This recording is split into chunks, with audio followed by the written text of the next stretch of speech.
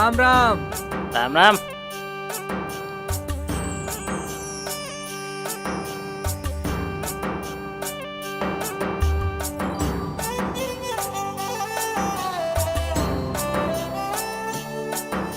ये केवल कुमार हैं।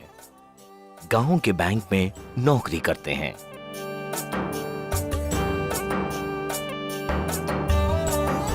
गुस्सा नाक पर रहता है, बात बात पर झल्लाते हैं। ये क्या है? ये क्या लिख कर लाए हो? ये लो रखो। यहाँ तक कि अपनी नौकरी भी पसंद नहीं करते हैं। ओफो। ये है अर्जुन सिंह। नमस्कार। सब कुशल मंगल? भगवान की कृपा है। हर एक के चहीते हैं और अपना काम दिल लगाकर करते हैं। आइए माता जी। ये भर दोगे? जी हाँ, क्यों नहीं। दोनों की असमानता यही खत्म होती है, क्योंकि ये दोनों एक ही स्कूल में पढ़ते थे, लेकिन आज ये दोनों एक दूसरे से बहुत अलग दिखते हैं।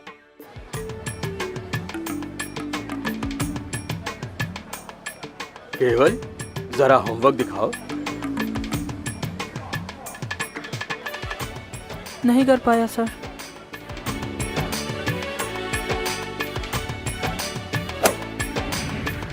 अर्जुन, तुम्हारा होमवर्क?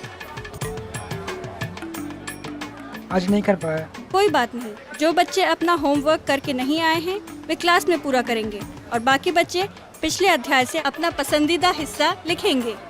कहीं ना कहीं मारना, पीटना या पनिशमेंट का इस्तेमाल करना या कॉर्पोरल पनिशमेंट का इस्तेमाल करना जाके कहीं ना कहीं एक पर्सनैलिटी डिवियंस, जिसको कहते हैं कि एक व्यक्तिगत ढांचे में डेंट पैदा करता है। इंसान खुद से एडजस्ट नहीं कर पाता बड़ा होकर और अपने आसपास के माहौल में कहीं ना कहीं दहशत भी पैदा कर सकता है। यूनाइटेड नेशंस के बाल अधिकार अधिनियम के अनुच्छेद 19 के तहत और शिक्षा के अधिकार के तहत भी किसी बच्चे को मारना या प्रताड़ित करना एक अपराध है, चाहे बच्चे को मारने के पीछे कोई भी मंशा हो। The Supreme Court in the year 2000 passed a major landmark judgment where it had very clearly banned corporal punishment in the country. In that again it is by law very clearly mandated that there shall be no physical or emotional harassment on the child. It starts on the premise that children are equal to adults. They are individuals in their own rights. They have a mind of their own. They have a body of their own. They are human beings as equal to you. Therefore, what is necessary for an adult to transact with another adult must be the same method for an adult to transact with a child. किसी भी बच्चे को मारना उसके अधिकारों का हनन है और बच्चा मार खाने के बाद डर, दर्द और शर्म महसूस करता है, जिसके चलते उसमें हीन भावना भर जाती है। वो चिड़चिड़ा और दब्बू हो जाता है और सहज बात करना छोड़ देता है। आखिरकार वो गुस्सैला हो जाता है और ऐसे में वो अपना और दूसरों का नुकसान कर सकता है। मान लीजिए 8 साल का बच्चा है, उसको खूब सारा फुट रूलर से पीटा गया है क्योंकि उसने कुछ बदमाशी कर दी या शैतानी कर ली। वो दबा देगा अपने इमोशंस को, अपने एंगर को दबा देगा, डर से दबा देगा। वो कहीं ना कहीं शेम, एंगर, ह्यूमिलिएशन, शर्म, नर्वसनेस, ये नेगेटिव इमोशंस, एंग्जाइटी, एंगर, ये नेगेटिव इमोशंस दब के उसका जो एक दौड़ बनती है दिमाग के अंदर, वो कहीं बदल के कहीं ना कहीं उसकी आने वाले समय में पर्सनालिटी पर धीरे धीरे रंग रूप दिखाने लगती है। हमने देखा है कि जहाँ पर डिसिप्लिनिंग बहुत ज़्यादा पनिशमेंट्स है या किसी तरीके से ऐसे तरीके से किया गया हो जिसका एक कम्युनिकेशन बच्चे की तरफ से उभर के नहीं आता, जिसको वन वे कम्युनिकेशन कहते हैं, जहाँ पे डायलॉग कुछ नहीं होता है, वहाँ पे आगे चल के ड्रग अब्यूज़, आगे चल के कहीं ना कहीं हिंसक भावना और violence, school based violence, college based violence, youth violence, ये अक्सर जो लोग इन्वॉल्व होते हैं उनको कहीं ना कहीं पनिशमेंट या मार पीटने से अनुशासन का दर्जा दिया गया था बचपन में। हाँ, पिछले कई सालों से जो अध्ययन हुए हैं दंड और शिक्षा के संदर्भ में, किसी भी अध्ययन से ये पता नहीं चला है कि दंड का सीधा संबंध स्कूल में अनुशासन बढ़ाने में है। आमतौर पर हल्का सा चपत लगा देना, छड़ी से पीटना, खोलो हाथ, डांटना, सीधे खड़े रहो। तुमने आज फिर होमवर्क नहीं किया। कक्षा के बाहर खड़ा रखना किसी अध्यापक को अनुशासन के तरीके लग सकते हैं, लेकिन ये सब बच्चों के प्रति एक प्रकार की हिंसा ही है।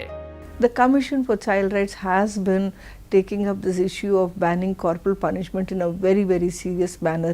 It has shown what it means by corporal punishment. It said that you cannot have gradations of violence on children. All acts of violence on children, from slapping to scolding to what could lead a child to committing suicide, every act must be treated as equally important, equally serious and equally grave.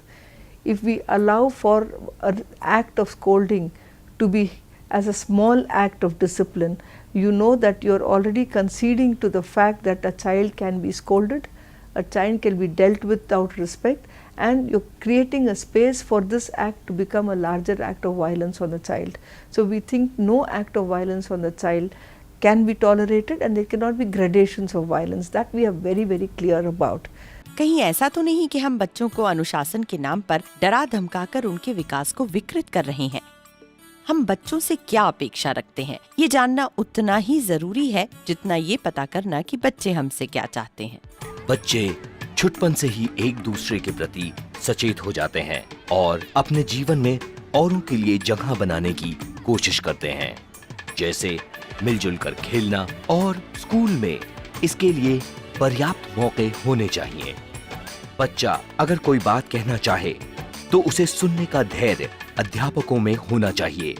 कोई बच्चा अपनी बात अपना नाम बताए बगैर भी कहना चाहे तो उसका भी प्रावधान स्कूल में होना चाहिए।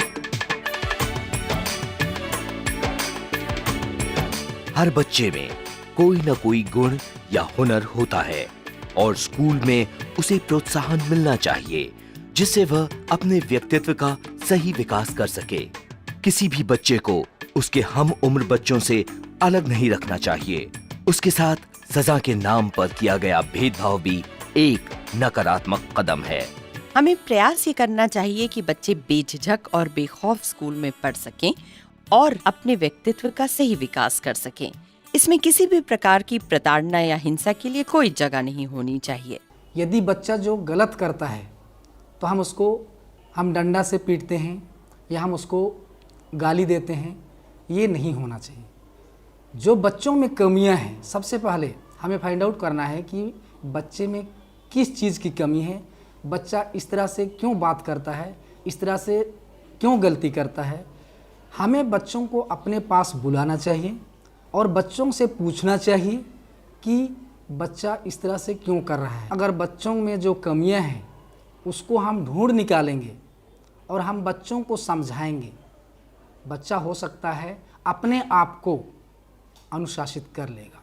We are talking about positive engagement with the child, and it is so important that they learn, the teacher and the child learn to respect each other mutually, and the teacher engages with the child, treats the child as equal and wins over the child through non-violence to enable the child understand her responsibility. I think this would be a very good thing not just for the child but also a teacher empowerment program.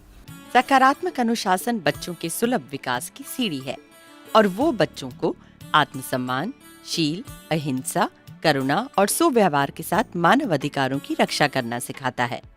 School में सकारात्मक अनुशासन एक नई सोच है जो छात्रों और शिक्षकों को एक दूसरे के नज़दीक लाती है। सकारात्मक अनुशासन का जो मुख्य बिंदु यह है कि वो छात्रों के क्षमताओं का विकास करता है, उनको शिक्षकों के साथ जोड़ता है और शिक्षकों को छात्रों के साथ जोड़ता है। इसका सीधा नतीजा ये होता है कि छात्र और शिक्षक एक दूसरे को बेहतर समझ बना पाते हैं। स्कूल में, क्लासरूम में शिक्षा बिना डर के, बिना भय के, बिना किसी दंड के हम आगे ले जा सकते हैं। काश केवल के बाल जीवन में हिंसा घर ना कर गई होती तो हमें एक दूसरा ही केवल देखने को मिलता।